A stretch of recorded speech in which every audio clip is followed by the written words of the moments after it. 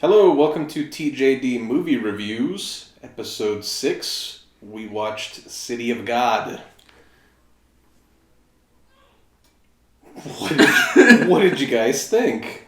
Don't all jump in at once. Very, what's the word I'm looking for? Heavy. Heavy. Very heavy. Very dark film. Some humor to it, but it's all dark humor. I would tend to agree. This movie really shows you what the realities of the slums of Rio de Janeiro were like back in the 60s and 70s.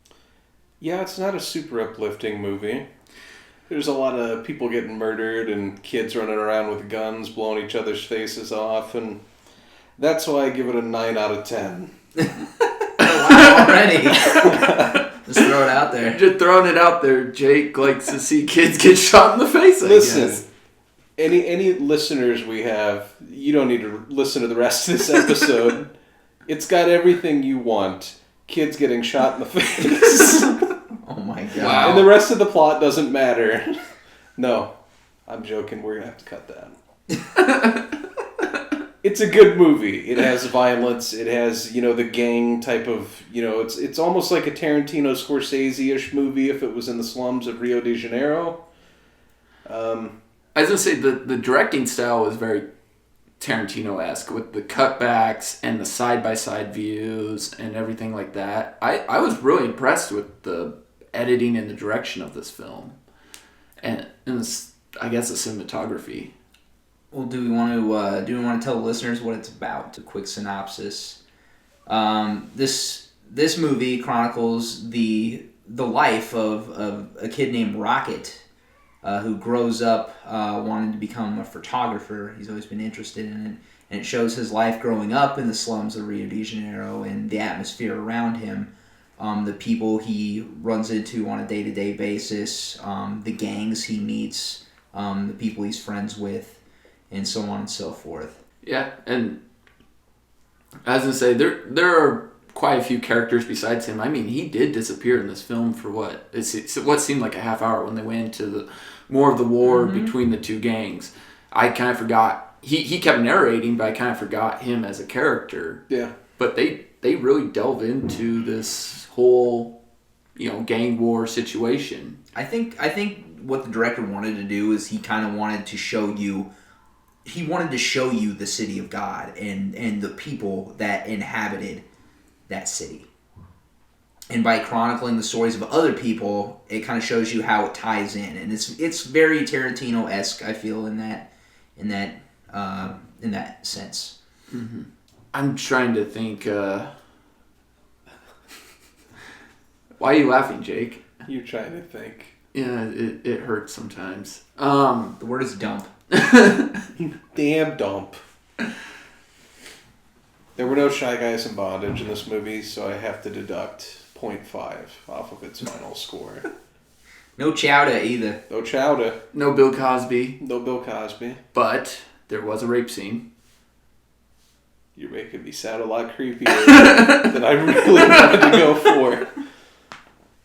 Listeners, I wouldn't really deduct a point from a movie if there wasn't a rape scene. God, you won't cut that.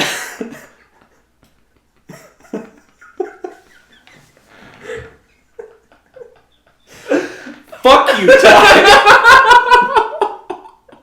You're making people think I'm worse than I really am. I am not a monster. Oh, God. God damn it. Listen, it's a good movie. It's hard to watch. There are kids getting murdered in this movie, and all jokes aside, it's fucking horrible. Yes. It's a horrible place. It's a horrible place. Yeah. It's a horrible time. Yeah. You expect horrible shit to happen. There is a rape. None of it is happy. Being completely serious. Mm-hmm. It's fucked up. But it's still a good crime drama movie. It's like just don't watch it with your fucking kids. Or your parents don't sit down with mom and dad and say, "Hey, look, check out this movie from TJD Movie Reviews." That ain't no shit. Yeah, don't do that because you're gonna have a bad time. Yeah. I kind of when I watched this, I kind of compared it to this is a damn good movie, but I don't know if it's something I can ever really watch again. And I kind of thought the only other movie that, in my mind, that was like that was The Passion of the Christ. I went and saw it in theaters. I was like, wow, that was a hell of an experience, but I don't think I can ever watch this film again. I never saw that one, but Shame was kind of the same way for me. It's Michael Fassbender's like a sex addict, and he's... Yeah, the movie's fucked up. Yeah, it's so heavy of a subject, and all these things that are just happening, and you're like, wow, you look at yourself and like, I never had to deal with any of this. I've never had to... Speak for yourself. Oh yeah, as Jake was pointing out during the whole filming, this has pretty much been his daily life. It was actually based on a real story about Jake's life. It's actually not based on his life, but it is based on a real story. So there were some liberties taken. What exact liberties? We don't know what for sure was true. I'm sure we could look it up and find something. But we aren't going to. Maybe during the time. Because the power is yours. Is that a Captain Planet reference? Yeah. Okay. None of our listeners are going to get that reference. Well, we just gave it to them. And the ones that do aren't going to want that reference. Now, I was a little confused. So at the beginning of the film, you start out with our main guy. He's really young. And they're talking about the city of God. Mm-hmm. And it looks like a tiny suburb. Like all these houses are cookie cutter. They all are one story, probably 2-bedroom, maybe 1 bedroom and a kitchen and a living room. I thought that was the city of God. I think it's kind of like like a suburban. You know how like Chicago has like suburbs of Chicago? I think this was kind of suburb of like the slums. Because once there's a scene where these people go to a hotel later on, and I think the hotel is located in the slums. So I just think it's kind of like on the outskirts of the city. Who's your favorite character in this movie? Who's my favorite character in this movie? Now, I want to clarify, favorite doesn't have to be who's the best character. Like the most redeemable character? Right. Who did you find the most entertaining in this movie? That's a really good question. I mean, this movie, it doesn't... There's a lot of characters. There's a lot of cast of characters just because it's about the entire city. There's not a lot of character development, like not a ton, but there is character development. Mm-hmm. So the people that they do kind of shine a light on, you do get to know them fairly well. Right. I'd probably say Knockout Ned. I'd probably say the same thing. I'd probably say as much as I hated the person or the character, it was Lil Zed. Yeah. He was the heart and soul, I think, of the film. I mean, I know it's about Rocket and his life, but Lil Zay is the one who forces all these situations to happen. Yeah, I'd agree. He really does kind of take control of every scene he's in just because you don't know what the fuck he's going to do. Mm-hmm. For the listeners, Lil Zay is the main antagonist of the movie. He's kind of the leader of a rival gang. He's really adamant about killing anybody who gets in his way. He's just kind of like a big bully who tries to run the city of God. He really has no moral compass. No, not at all. Because you see him when he's a kid and he's known as Little Dice. I never knew how to pronounce it. So Little Dice looked like dice to me. So, but he really doesn't. He doesn't have a sense of life and death or right and wrong. He holds a gun up to somebody's head because he thinks it's fun. He ends up going into that brothel or whatever. That's a motel. It's literally just a motel where everybody's banging. It just happens to be banging. Well, they mention that it's a whorehouse. One of the boys, when they're robbing, they're like, "What type of whorehouse is this?" Oh, I think he was just. It's the best type. I think it literally was just a motel that everyone just happened to be fucking. Yeah, that doesn't seem like a motel I go to, but okay. You go to the wrong hotels, my friend. What type of hotels do you go to, Jake? I don't know. They're called hotels. Oh. Motels, Holiday Inn? Yeah. But yeah, this kid just starts just going into this motel and just starts capping everybody. Yeah, because like his brother and the other two that are part of this small gang go in and just rob a bunch of people, but then he gives them the signal that the cops are coming, which they aren't, so he can go in and have some fun. And like he doesn't want any money or anything. He just wants to watch the world burn. Pretty much. The thrill of the kill. Yep.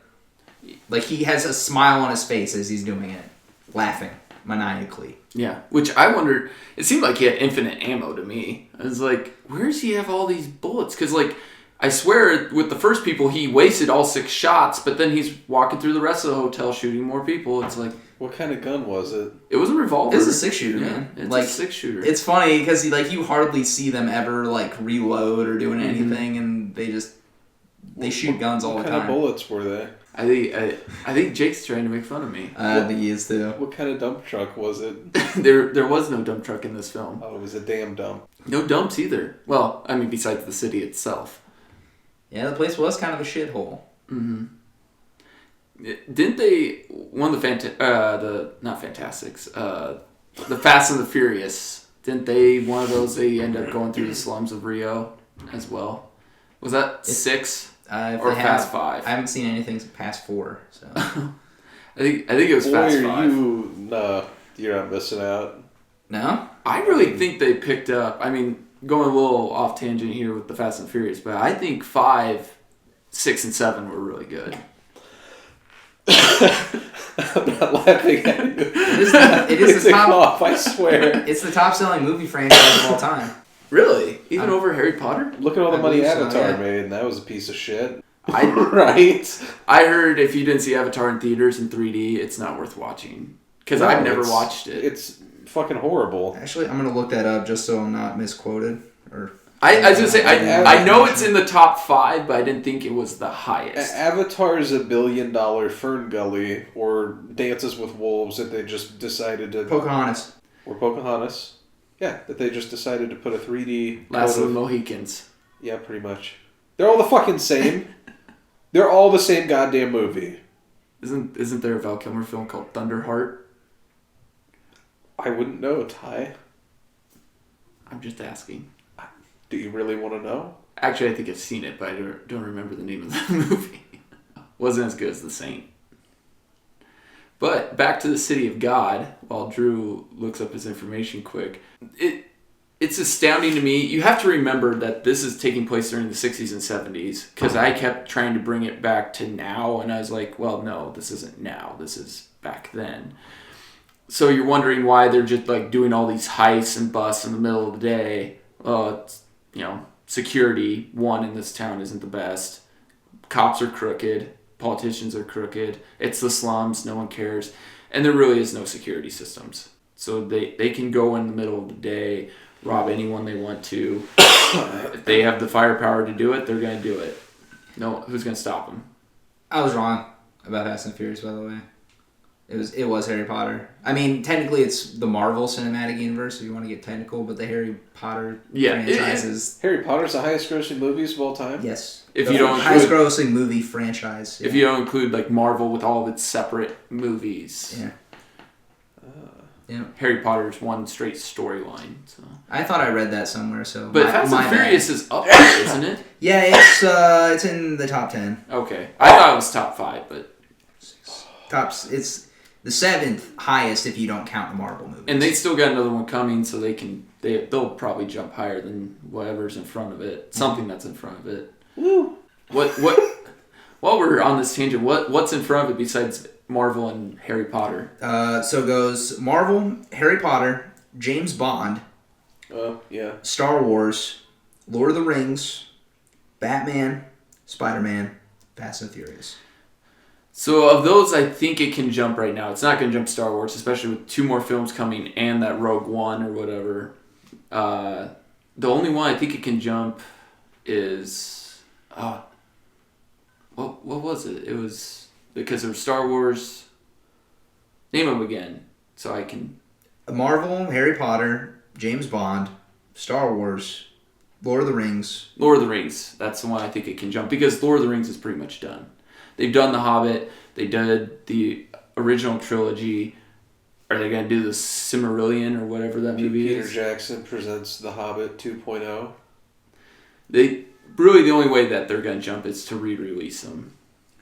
They have a medium channel J.R.R. Tolkien from the grave to write a new trilogy of novels. Oh, gosh, I'd hate He said he's disappointed and to leave him the fuck alone. George R.R. Martin stops writing the Game of Thrones books to start writing Lord of the Rings sequels. Those books would take a dark turn. And Legolas is raped within an inch of his life. Sam and Frodo might have a true relationship. Oh, yeah. With their waiters. Really, Jake? What else would they have it with? Just a friendly relationship. Well, they already had that. Whatever. So back to the City of God. What was one of your favorite parts, Jake? Oh, put me on the spot. Why not? I like watching Ned fucking... Okay, I don't... Watching Ned fuck. I like watching Ned fucking is what I just said, but that's not what I mean. I like watching Ned fucking... Alright. Quit laughing, Ty. I'm trying to fucking focus here. I like watching Ned get his life fucking destroyed. This doesn't sound any better. So Ned is a redeemable character in a city of fucktards. Alright?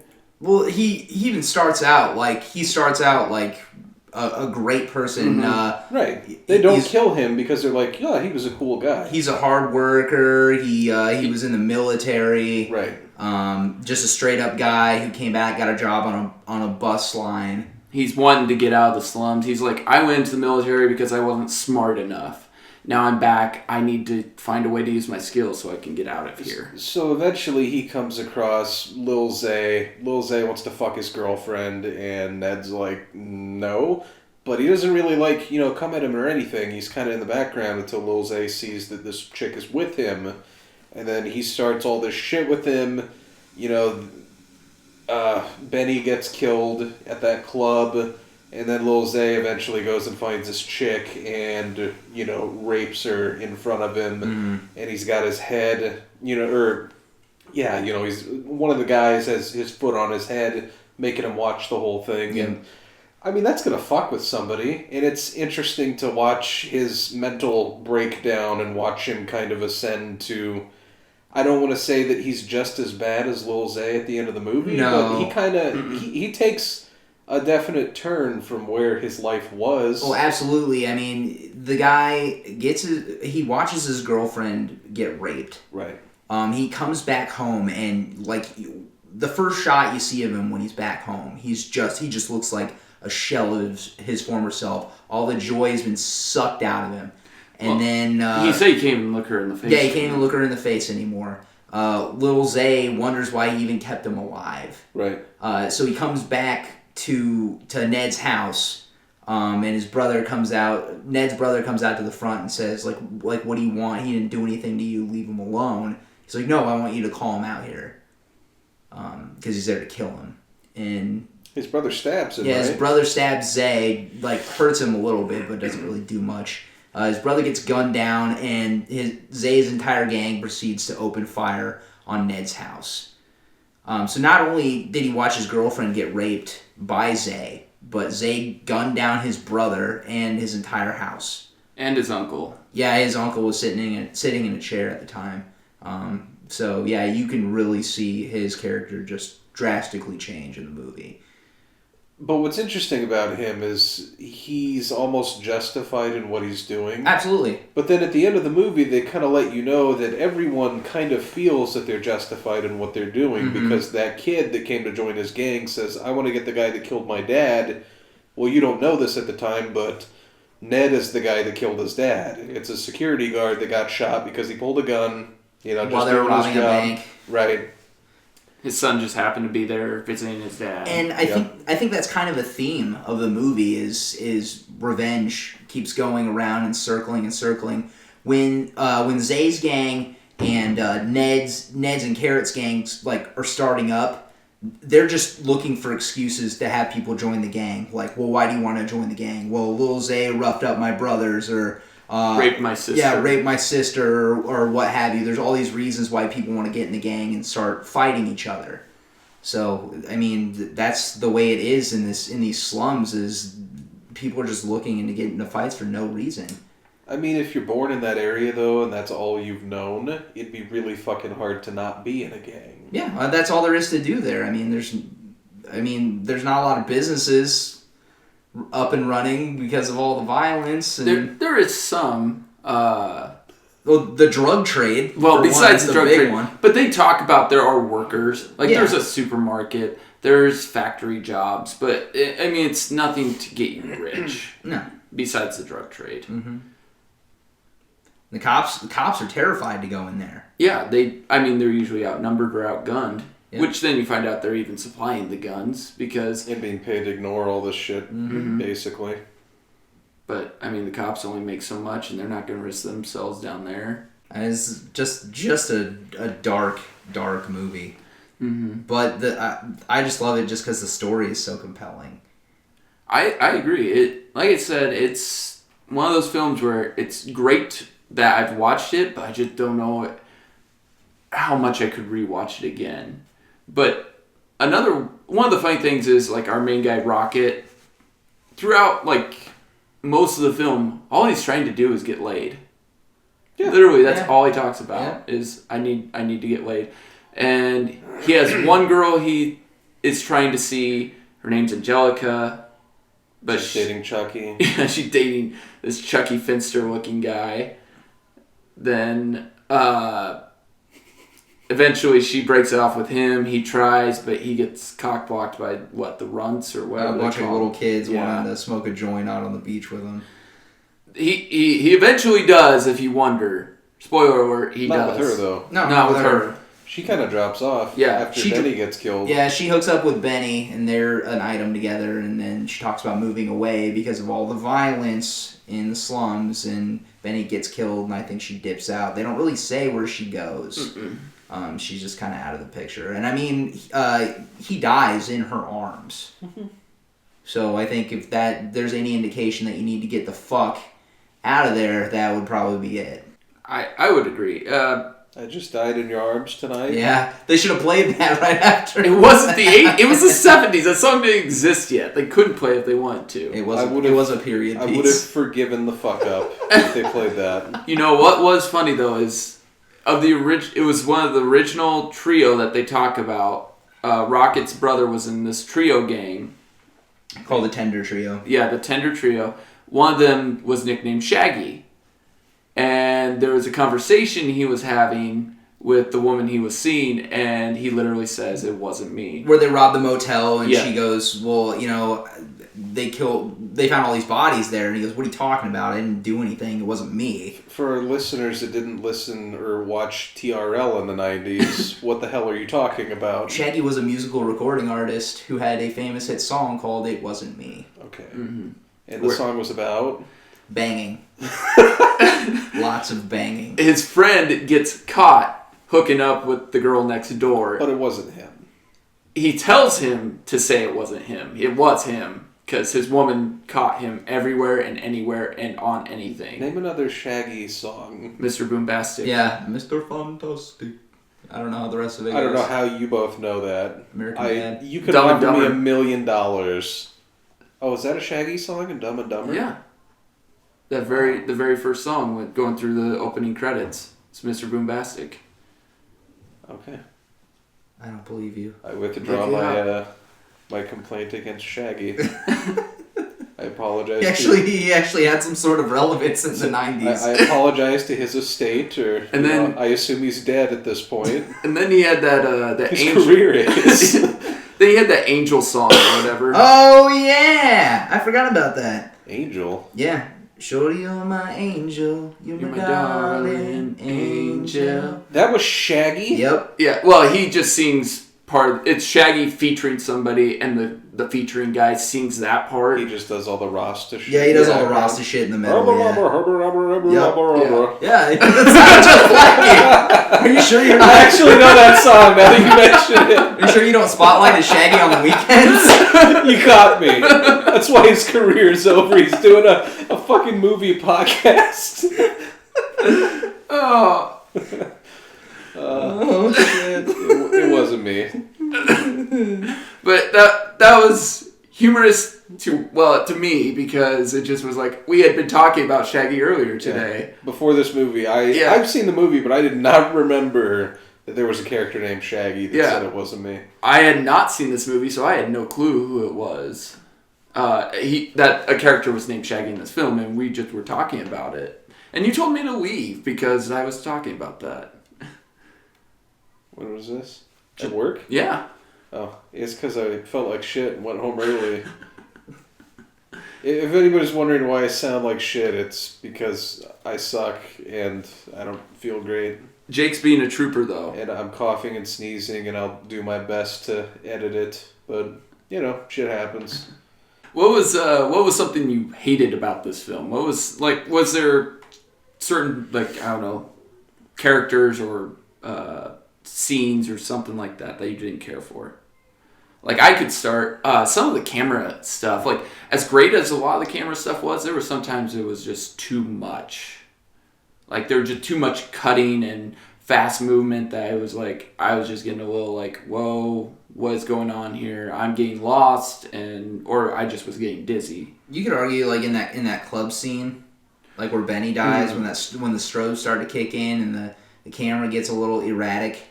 Yeah, that's pretty rough. Yeah, it's kind of hard to follow, but I don't know. I think they're just trying to display how crazy shit was getting. My only complaint is there's not enough cocaine in this movie. There's so much cocaine in this movie. They really skimped on the cocaine.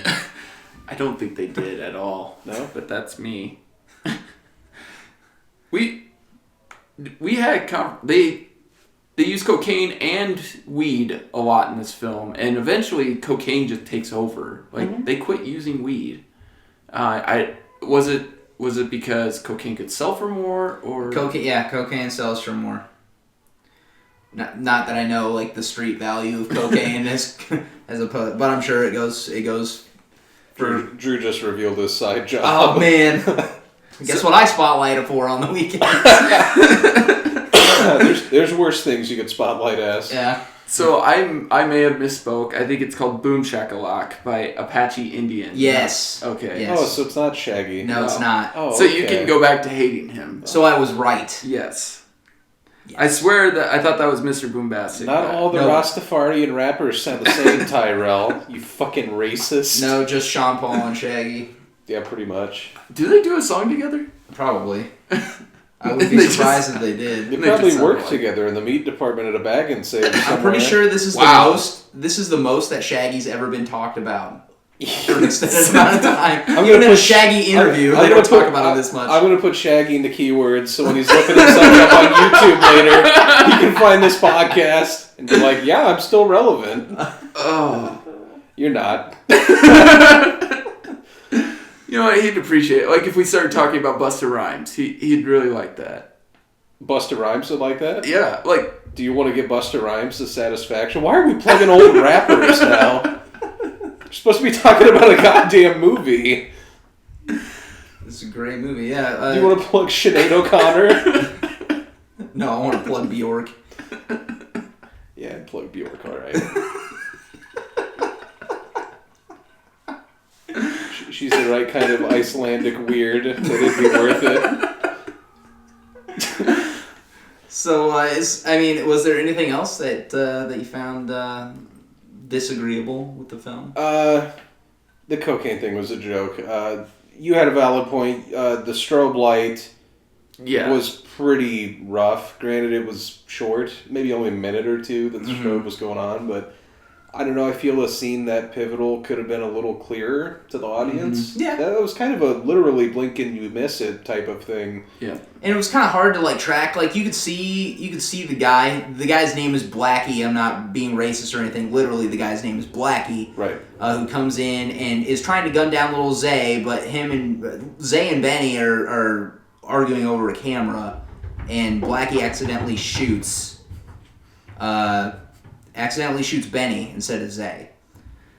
And so while this is happening, there's strobe lights going on, and are there people in the walls? Yeah, we have some interesting activity going on upstairs. You have the others going on right now. Yeah. Nicole Kidman. Yeah. But yeah, I agree with you. It was extremely hard to follow. I kind of equated it a little bit to the Warriors. Like, I mean, kind of a different setup, but this gang turf warfare. What, the movie as a whole? Yeah. Oh, I thought you were talking about the strobe scene. No. Remember the Warriors? That was something you didn't like? No, I love the Warriors. Oh, okay. No, I went a little off topic here. I went to, like, comparing, like, the synopsis of this film, like, the two games with the Warriors. There's turf, there's people fighting for no reason, like, they're, like, that whole gangland is fighting the Warriors just because one other gang doesn't like them. Mm-hmm. Well, they just want to take over each other's turf. Yeah. Actually, Ned's in it's Carrot's crew. Carrot's the name of the guy who runs their whole drug operation. One of the 3 white guys in this film. Yeah. So Ned and Carrot's little operation, they're not even trying to take over Zay or anything like that. Zay comes to them with the problem. Mm-hmm. So they're trying to be amicable. But Zay just wants to take over the entire city and just run shit himself. And he's had that dream since... He had that dream sort of when he was young, but when he turned 18, he started looking around and he's like, this can all be ours. Yeah, well, when he turns 18, he's making chump change. Mm-hmm. Him and Benny are holding up people for barely any money. They're like, this is chicken feed. We could be making tons of money if we just get into the drug trade. So they just hold up one of the dealers, and they kind of start their business off from there. Yeah, and then it seems they do it quickly, but they systematically take out every dealer at once, except for Carrot. They leave Carrot alone because Benny gets along with him, and he was somebody's brother. And the other guy we mentioned, one of the other white guys in this is Tiago. Tiago, yep. The Chucky Finster looking guy, and then there was a gun dealer who was working for the cops, but he was supplying the gangs with Uzis and AKs. He wasn't around very long. No, he kind of a blink and you miss him type character. He's like, you don't want an AR-15, and then the cops just, you're dead. So many people die in this movie. Yes. Some of these shots were recreated too from some of the photographs that Rocket took. The actual Rocket took. I love that. Mm-hmm. That's awesome. So that was one thing. Is some of these you'll see bodies lying, and they took them from the photographs and put them exactly where they were. Can you print a dead body in a newspaper? I wondered about that too, but in Brazil you can. I was gonna say it's not the same as the U.S. I kind of think we should. I kind of think that... No, because we should, but we won't. Well, yeah, I understand we won't, but I think there'd be less of a disconnect about, real fucking problems if you're seeing fucking dead bodies in your paper and you're like, wow. How many people buy paper anymore? Okay, website. What have yeah, you? whatever. You can Wherever Google you're image a freaking shot dead body. What I'm saying, though, is news articles tend to focus on, like, the cheery, like, there'll be a headline, riots at community college, blah, blah, blah, and it's a picture of something that happened 2 fucking years ago, and it's, like, a girl in, like, a fucking sweater, and she's holding a kitten, or some shit. And it's like, why don't you actually, show a picture of what fucking happened so people understand that horrific shit happens in the real world. I don't know, I'm not saying we need more blood and violence in newspapers. Because, as I say, Jake, are you going to go on a rampage here and help them out? No, that's not what I'm saying. I'm saying there should be less censorship of actual information. because at the end of this movie, Rocket takes a picture of Lil Zay, and he actually has been turned on by part of his gang. So, spoiler alert. Turned on, huh? Betrayed. Oh. Sorry. Went the other way with that. I know you did. You imagined a different movie than what I saw. Because Zay at the end of the movie loses all of his money to the cops to get basically bailed out of getting arrested, and he's telling the rest of his gang members, hey, we need to go pull like some minor little heist to get some money to get back up and running again. And the guys are like, nah, fuck that, like, you've been bossing us around too long, it's our turn now. And then they take him out. And the funny thing about this movie, I wouldn't say tongue-in-cheek, but the theme of the movie about how revenge and people get caught up in it and people are dying all the time, is now so many people have died in the city of God that the people now leading the gangs are these like 8-year-old kids. Mm-hmm. Yeah. There's nobody left. And they're doing the same shit that the other kids were Yeah, and doing. they're like, well, did you hear about this gang member or whatever? No, but if we run into him, we're going to kill him. Right. Mm-hmm. We're going to write a whole list down. It'll be our blacklist or whatever. Yeah. And yeah, they're talking about all these different people, all these different gangs that they want to take out. And yeah, they're a bunch of 8, 6-year-old kids just toting these pistols, revolvers, Uzis. That's all they've ever known. Mm-hmm. They grew up with this violence. Heck, one of them, I think this was the group that got hassled by Lil Zay. I think it is. And one of them ended up shot. So they really had no allegiance to him except for the fact that he could protect them. The kid that did get shot, though, that didn't die, I don't think you see him again. No, I don't think so either. But that was, man, talk about it. That scene. So you have this...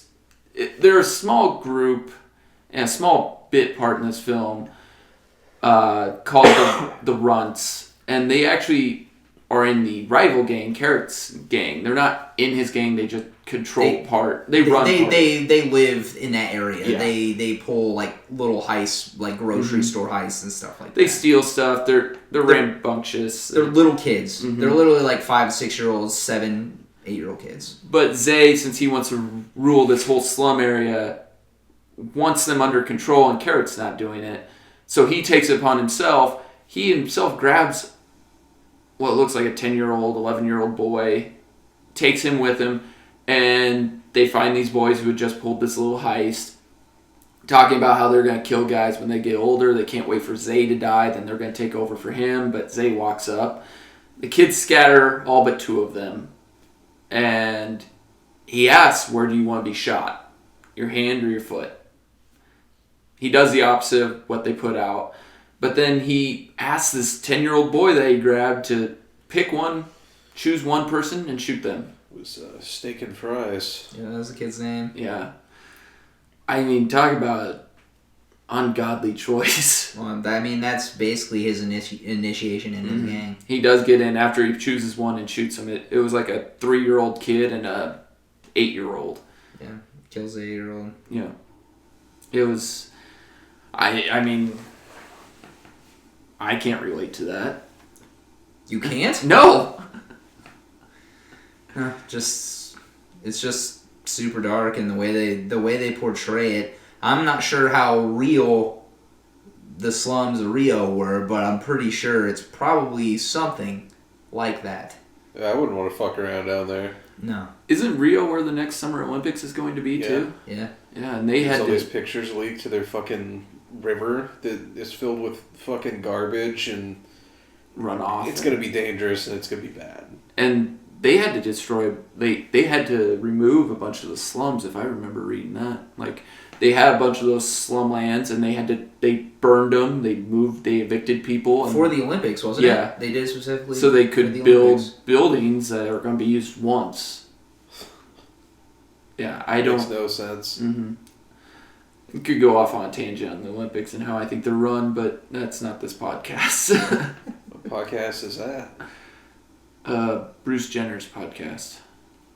He talks about the Olympics all the time, I'm sure. I don't think she goes by Bruce anymore. Oh, yeah, you're right. I literally forgot about that. I don't remember. How did you do that? But some other stuff that listeners may not know about this film, it was nominated for 4 Oscars. One of which was Best Director, Best Writing, Adapted Screenplay, Best Cinematography, and Best Film Editing. And they didn't win any. Editing was pretty good. I was going to say, the cinematography, that bullet shot, you even asked, how the hell did they do that shot where... I can only imagine the bullet ricocheted off a bunch of points. I can only guess they filmed at regular speed and sped it up, but it was a cool shot. Yeah. So it is kind of a travesty it didn't get nominated for even Best Foreign Film, though. I know. That's strange to me. Yeah.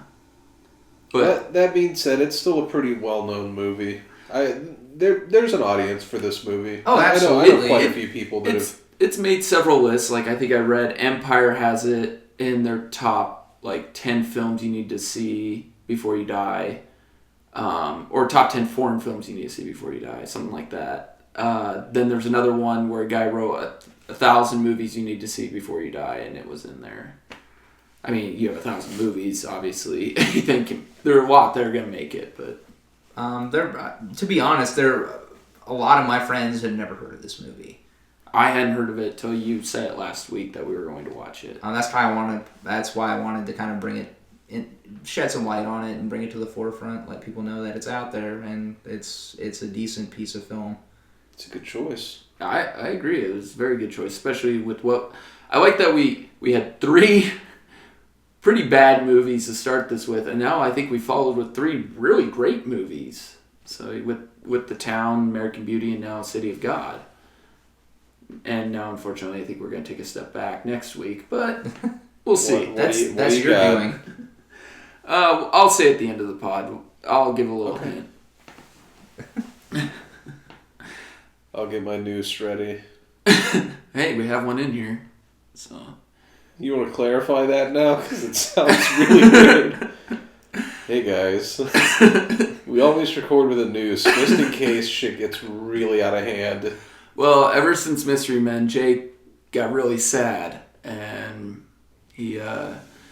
One could argue I've always been really sad, but continue. But it took you to another level. Okay. So he keeps it around just in case a movie we watch is so bad, he can then just... Choke myself out? Yeah, he can just...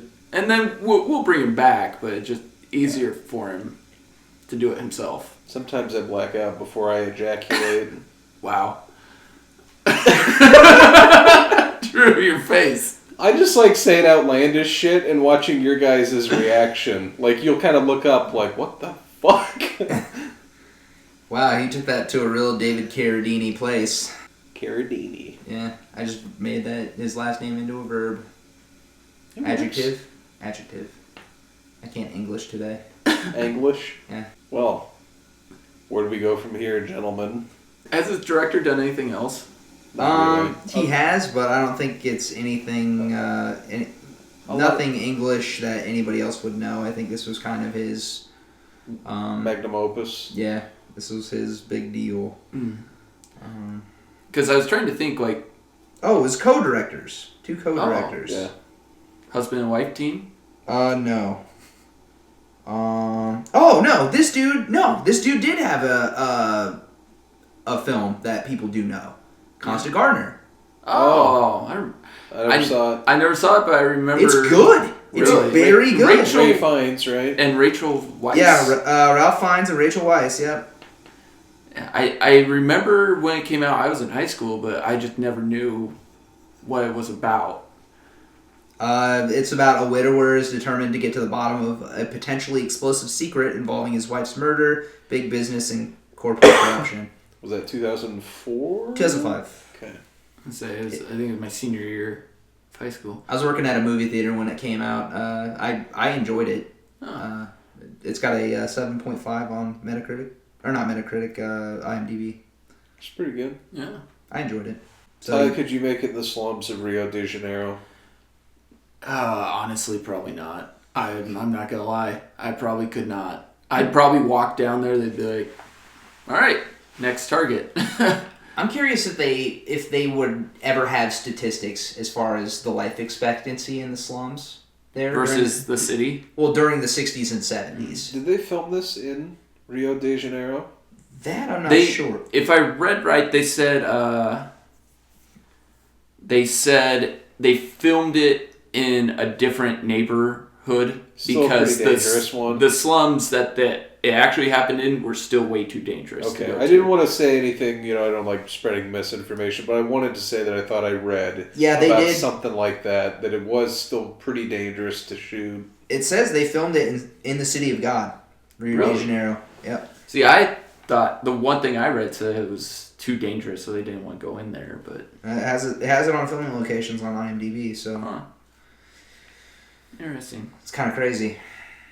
I know if I was the director on that movie, I'd be like, yeah, let's go find some other location that's less murdery. Dangerous. Yeah, but that's what makes the good directors good. They take real shit and make it real, or as real as they can. Right, without getting murdered. Risks. Yeah. Why haven't they made Risk into a movie yet? Like the board game? Well, they made Battleship. And they made Clue. Should they made Battleship, though? I never actually saw Battleship. I mean, Rihanna's in it, so... Isn't Taylor Ketch, or whatever his name is? Yeah, that guy makes horrible decisions. Yes, he does. I'm still waiting on the Nicolas Cage Hungry Hungry Hippos movie. I think I remember a few years ago they put Chutes and Ladders into development. What? Are you fucking around? I might be. You might be fucking around? You don't know that you're fucking around? It was probably a joke I heard. Where did this come from? Chutes and Ladders. He said Risk, and so... And I kind of just... So now we're talking about horrific board games that should turn into movies. Hey, Risk is a great board game. They could make a Monopoly movie where 3 out of the 4 players just kill themselves because they've gone bankrupt. I've lived one of those board game movies. What's that? Game of Life. It's a fucking scary game. You haven't got to the stop marriage part yet. No, I'm too scared. What, you stop your marriage? What'd you say? You have to stop in the middle of the board when you reach marriage. Like, yeah. It makes you stop. Like, if you roll a 10 to go past it, you have to stop there. Same when you buy a house, you have to stop and buy a house. Stop, get a job. Yep. Yeah. Have you never played Life? You never played Life before? Why the fuck would I play that game? It sounds like horse shit. What 12-year-old wants to play that game? I did. I played a lot. And you enjoyed it? Yeah. Hey, you got to this part, but you can't do anything. You gotta fucking do all this mundane bullshit. I just liked it because you get all this money, and you could make a bajillion dollars and still live in a fucking mobile home. Yeah, that sounds like America, don't it? Yeah. You only have $1.5 million for a home in San Francisco? You can live in the sewer. They should make that game way more realistic. Yeah. Where do you want to live? Oh, I want to live in a really nice neighborhood. Nope, slums of Rio de Janeiro. You buy your kid the new version of the Game of Life, and he opens it, and there's just a loaded revolver in there. Oh my god. What is with you murdering children? I mean, what do we have to look forward to, honestly? Jeez. Okay, Eeyore. Yeah. So Jake really likes this movie, is what he's trying to say. It's an enjoyable movie. We doing ratings? Yeah, we can go to ratings. Okay. I'd probably give it an 8.5. I think it's entertaining. The only reason I wouldn't give it higher is because it is one of those that is tough to watch. You're not always going to be in a mood to watch it. Although I enjoyed watching it tonight. Mm-hmm. I hadn't seen it in a long time, but it's a well put together movie. It's interesting to watch movies like that because it's so far from my daily life that, it's good to see other people's, it's fictional. It's based on a true story, but how much, we'll never know, but it's still interesting to insert yourself into somebody else's situation and see how they deal with shit, how fucked up the history was, and, stuff like that. I'm going to give it an 8.834726. Huh. Because, again, it's a great film, and like Jake said, rewatchability is probably not the highest. Comparing it to Passion of Christ, it's something I saw once and I was like, wow, that was a hell of an experience. But all that crap going on, I don't know if I can really watch this film again and enjoy it as much as I did the first time. It's something to me, I feel like rewatchability, it may lose something. Because you there's not much to take away from it because it's a very linear story. But very, very great film. I'm glad I saw it. Like Ty said, it's not a movie you can watch over and over again. It's not a Dumb and Dumber or a Tommy Boy, or one of those movies you just pop in for fun. Or as Jake says, his American Beauty, he's watched that like 12 times, and it's something you can maybe take away every time you watch it. Yeah. I love this film. It has been one of my top 5 favorite films of all time.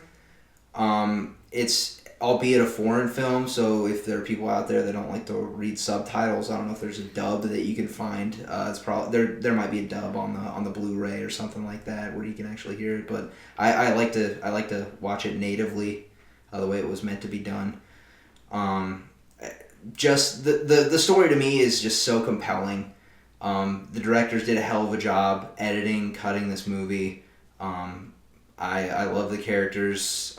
This movie's so fucking dark, just so dark, and it's rare to see a movie go in the directions that it went. And I give this movie a 9.2. Nice. Yeah, it definitely doesn't compromise, Mm-mm. and it isn't for kids. I know a lot of people are like, well, my kid's mature. Don't watch this with your fucking kids. If you do, you're a bad parent and you're an asshole. Wow. I'm just saying. I mean... I thought you were going to continue. You just kind of stopped. You wanted a tangent out of it. Yeah. I mean, everybody... Okay, we have a rating system in place. You and I talked about this earlier. Yeah. We have rating systems in place for this kind of shit. And now it's getting to the point where people are like, well, it's not fair that my kid can't go watch, Deadpool. Deadpool, exactly. That's a good example. It just isn't for you. No. Don't take your fucking kid to it because it isn't a movie for kids. It isn't marketed towards kids, even though they're like, well, he's a hero in a mask. Fucking Super? Have you seen Super? No. You've seen Super. Yep. That's not a movie for fucking kids either. No. Kick-Ass isn't a movie for kids. No. Okay. I agree. It's not. It's rated R. It's not. I agree. I was having I didn't care for Kick-Ass all that much, but that's just me. I never saw the second one, though. I didn't either. I guess nobody saw the second one. Yeah, Jim Carrey, I was a little intrigued, but... He even stepped away from the marketing of that film because of all the violence in it. Which... Go fuck yourself. I mean, you're an actor that was paid to do a movie, and then the minute you were done, you suddenly had a change of heart, and you're like, well, it's too violent, I shouldn't have done all that. You know how long you're shooting a fucking movie? And you're telling me he had a moment of clarity, he woke up in the morning and went, you know what, that movie's pretty violent. Yeah, he carries a fucking baseball bat, doesn't he? And beats the shit out of people? I think so, yeah. From what I gathered. It's probably his PR guy going, look, you need to distance yourself away from this movie. I think some of what happened too is didn't Sanford or whatever that elementary shooting happened around the same time? Sandy Hook? Yeah, Sandy Hook. I think that elementary shooting happened around the same time. I was going to say something and I didn't say it. Well, go ahead. No, I'm good. He looks like he wants to say Nope, I'm good. Well, you look like you want to say Is it a joke something. at my expense? Kind of, but at the same time, it also paints a terrible picture on my part. So I'll just recuse myself, and we'll leave it at that. I really want to know what it is now. I'll tell you after the pod. Alright, sorry listeners. This will be an inside thing. Maybe we'll make a mention to it next week. Because you already think we're horrible people. Well, that's the other thing I can't believe we forgot to mention is this is subtitled. Mm-hmm. But I really kind of looking at the words didn't take away from seeing what was on screen. One thing, some people get caught up in reading that they don't see the action. I understand. One thing I try and break people of. They say I can't watch a foreign film because I hate reading subtitles or something like that.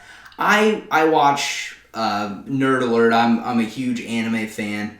I like to watch a lot of foreign films as well. Some of my best experiences have come from watching these types of media, TV shows, and films, and I've gotten some of the best experiences I've ever had in film watching because of it. So don't let that hold you back from watching something spectacular. Mm-hmm. Like Pan's Labyrinth. Absolutely.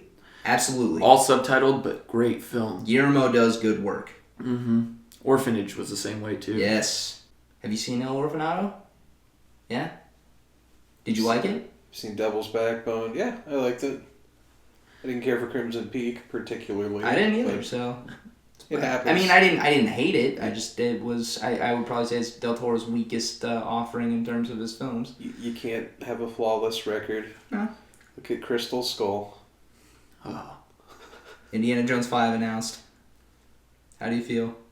Oh, he's gonna be old as fuck, running around whipping whatever. While we're speaking of movies that are being announced, Deadpool 2 also got announced. Yep. Woo! And for all of you 90s kids, there's a special movie announcement that Drew wants to share. Shaquille O'Neal has announced that he will be making his way back to the forefront with a Kazam sequel. So, there you go. I will be making my way to the nearest cancer clinic because I believe I've just been riddled with it. I don't know what your issue with Kazam is. It's a piece of shit. I am Kazam! Do you think they're still going to use the boombox? Yeah, probably. Why not? They should find the kid that was Max in the first movie. Gosh. He probably stepped away from acting because he got made fun of, just like the kid from episode 1 did. I'm going to look up a picture of this kid and see if he's still doing shit. Probably carradined himself in a closet somewhere. Gosh. And then Jake was happy about it. He clipped that out of the newspaper and put it on his dashboard. Holy shit! Shaquille O'Neal acting opposite a decomposing corpse. This guy looks like a cholo gangbanger. Not even kidding. Wow. All right. That kind of looks like the guy that tried to rape Ethan Hawke in Training Day.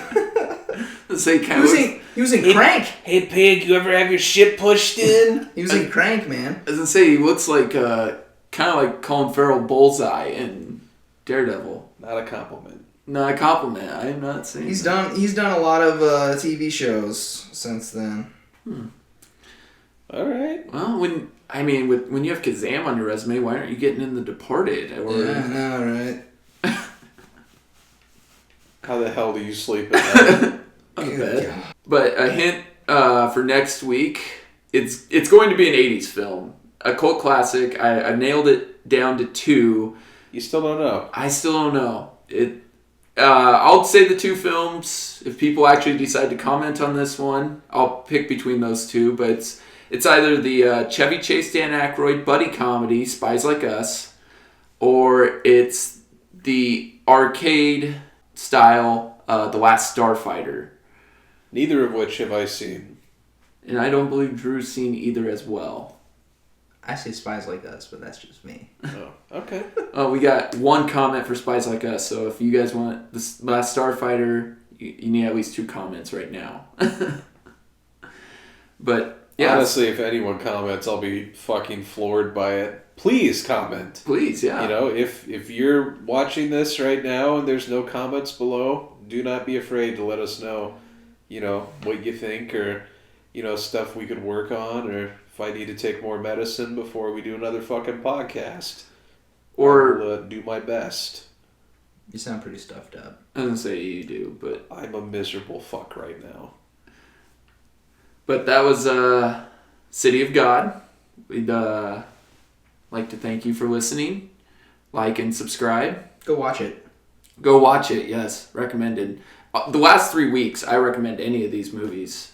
And if you don't like them, then that's your fault. That's the end of this week. I'm Ty. Jake. I'm Drew. Bye. See you next week.